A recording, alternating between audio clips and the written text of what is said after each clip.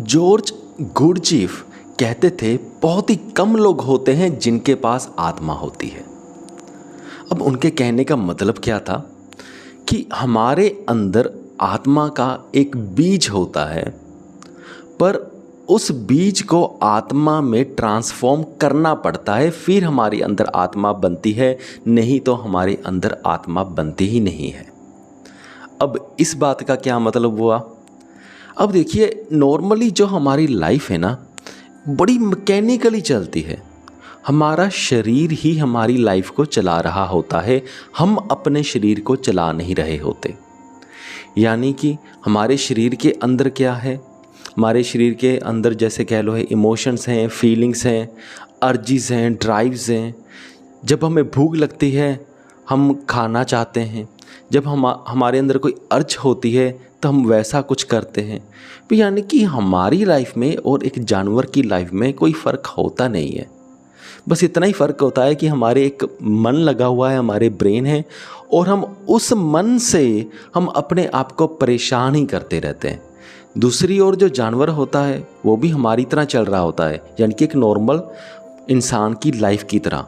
उसके पास मन नहीं है, वो अपने आप को परेशान नहीं करता। उसको भूख लगती है, खाना खाता है, जब खाना निकालना होता है तो खाना निकाल देता है, तो जहाँ को उसका मन करे जाने का वो चला जाता है। हम भी वैसा ही कर रहे हैं, बस हमारे अंदर मन लगा है और मन से हम मेंटली परेशान होते रहते हैं, क्योंकि हमें मन को कंट्रोल करना आता नहीं, आत्मा हमारे में है नहीं, तो वो हम अपने आप को परेशान कर रहे हैं। बस एक जानवर की लाइफ ही जी रहे हैं, बट अपने आप को परेशान कर कर के जी रहे हैं, क्योंकि हमारे अंदर सोल नहीं होती। अब सोल क्या है? तो सोल को आप ऐसा समझ सकते हो, इस जो बातें कर रहा हूँ इसके कॉन्टेक्स्ट में, कि वो चेतना है, वो कॉन्शियसनेस है जो हमने डेवलप करनी है।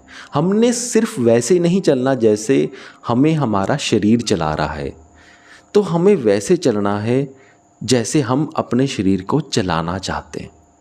फॉर एग्ज़ाम्पल एक और बताता हूँ, जैसे बाय डिफ़ॉल्ट नेचर हमारा क्या है? वेरी सेल्फिश है। बाय डिफ़ॉल्ट हमारा नेचर यही है कि हम सिर्फ अपने आप के बारे में सोचें। अगर किसी को नुकसान पहुंचा के हमारा फ़ायदा होता है तो करें, अगर किसी को खाकर हम ज़िंदा रह सकते हैं तो रहें। ये होता है हमारा बाय डिफ़ॉल्ट नेचर। जैसे बाय डिफ़ॉल्ट एक जानवर का नेचर ऐसे होता है ना। तो बाय डिफ़ॉल्ट एक ये भी होता है, अगर हम पावरफुल हैं तो अगर कोई कमज़ोर हमारे आगे से गुज़र रहा है, अगर हमें लगता है कि इस कमज़ोर को दबा करके हमारा फ़ायदा है तो हम उसे दबा दें, जैसे जानवर करते हैं।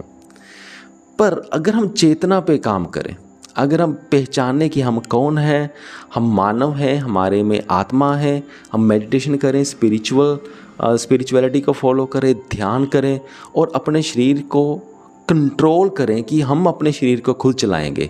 हम ये डिसाइड करेंगे कि हमने जो सामने बंदा जा रहा है, पहले हम ये देखेंगे वो सही है या गलत। अगर सही है तो उसका साथ देंगे, अगर गलत है तब उसका साथ नहीं देंगे।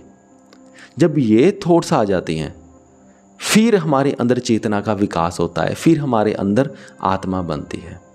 हमारे अंदर इंडिपेंडेंट थॉट्स आनी चाहिए कि जो सामने बंदा जा रहा है, अगर ये सही है तो हम इसका साथ देंगे, चाहे हमारा नुकसान ही हो जाए।